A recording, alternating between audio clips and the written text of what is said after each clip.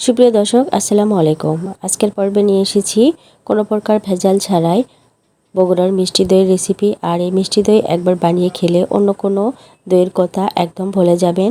তো মিষ্টি দই বানানোর জন্য এখানে আমি 2.5 কেজি পরিমাণ দুধটা জাল করে 1 কেজি পরিমাণে নিয়ে এসেছি। আর এই দুধটা যত জাল করে নেবেন আপনি দইটা কিন্তু খেতে খুবই মজার হবে। আর দেখতে পাচ্ছেন এই যে সরগুলো ছিল সেই সরগুলো আমি উঠিয়ে নিচ্ছি, পরবর্তীতে আমি ইউজ করব। তো সরটা উঠিয়ে নিয়ে দুধটাকে আমি আরও 5 মিনিটের মতো জাল করব।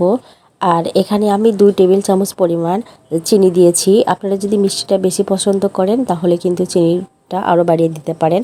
তো জাল করে আমি চুলা থেকে নামিয়ে নিয়েছি। আর এখানে আমি হাফ কাপ পরিমাণ নিয়েছি মিষ্টি দই। তো মিষ্টি দই বানানোর জন্য কিন্তু মিষ্টি দই লাগবে, এখানে কোনো প্রকার টক দই দেবেন না, তাহলে কিন্তু দইটা টক মিষ্টি হয়ে যাবে।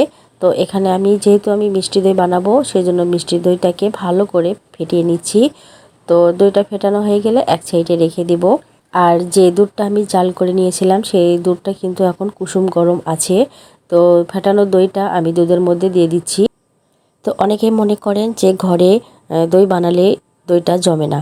তো ঘরে যদি দই বানান তাহলে কিন্তু দুধটা অবশ্যই ভালো করে জাল করে নিতে হবে। আর দইয়ের পরিমাণটা একটু বেশি করে দেবেন। আপনারা চাইলে এখানে হাফ কাপের পরিবর্তে আরও একটু দই দিতে পারেন, তাহলে কিন্তু খুব সহজে জমে যাবে। আর যে সরটা উঠে রেখেছিলাম সেই সরটাও আমি ভালো করে একটু ফেটিয়ে নিয়েছি, ফেটিয়ে নিয়ে দুধের মধ্যে দিয়ে দিলাম।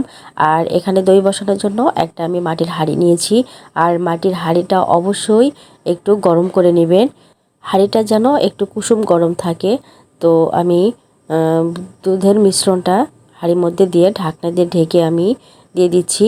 আর এখানে আমি একটা কম্বল নিয়েছি, সেই কম্বলের ওপর আমি এই হাঁড়িটা বসিয়ে দিব, দিয়ে কম্বলটা আমি ভালো করে মুড়িয়ে দিচ্ছি। আর এমনভাবে মুড়িয়ে দিতে হবে যেন কোনো বাতাস না ভেতরে প্রবেশ করে। তো একটা কম্বল দিয়ে আমি আবারও আরেকটা কম্বল দিয়ে রেখে দেব ভালো করে মুড়িয়ে। আর আমি কিন্তু এখানে চুলার পাড়ে রেখেছিলাম, আপনারা চেষ্টা করবেন চুলার পাড়ে কোনো গরম স্থানে এভাবে রেখে দিলে, তাহলে দেখবেন খুব সুন্দরভাবে জমে যাবে। যেহেতু এখন প্রচুর গরম পড়েছে আর রান্নাঘরটাও কিন্তু প্রচুর গরম থাকে, তো এভাবে আমি সারা রাত রেখেছিলাম। তো আপনাদেরকে দেখিয়ে দিচ্ছি যে আমার দইয়ের কি অবস্থা। তো দেখতে পাচ্ছেন আমার দইটা কিন্তু খুবই সুন্দর সেট হয়ে গেছে। এখন দইটাকে আমি নর্মাল ফ্রিজে রেখে দেবো 2 ঘন্টার জন্য। তো 2 ঘন্টা পর দেখুন দইটা কিন্তু একদম সেট হয়ে গেছে। আর আপনাদেরকে চামচ দিয়ে আমি কেটে দেখিয়ে দিচ্ছি, দেখুন ভেতরটাও কেমন হয়েছে। আর এই দইটা কিন্তু একদম দোকানের মতো, আর দোকানের চাইতে কিন্তু বেশি মজার হয়। এই দইটা বাসায় বানিয়ে খেয়ে দেখবেন, দেখবেন সবাই খুবই পছন্দ করবে। আর এই দইটা কিন্তু ডায়াবেটিস যাদের আছে তারাও কিন্তু এই দইটা খেতে পারবেন। আমি কিন্তু খুবই হালকা মিষ্টি দিয়েছি। তো দেখতে পাচ্ছেন দইটা কেমন হয়েছে, খেতে কিন্তু খুবই মজার। তো ভিডিওটি ভালো লাগলে লাইক কমেন্ট শেয়ার করবেন। আল্লাহ হাফেজ।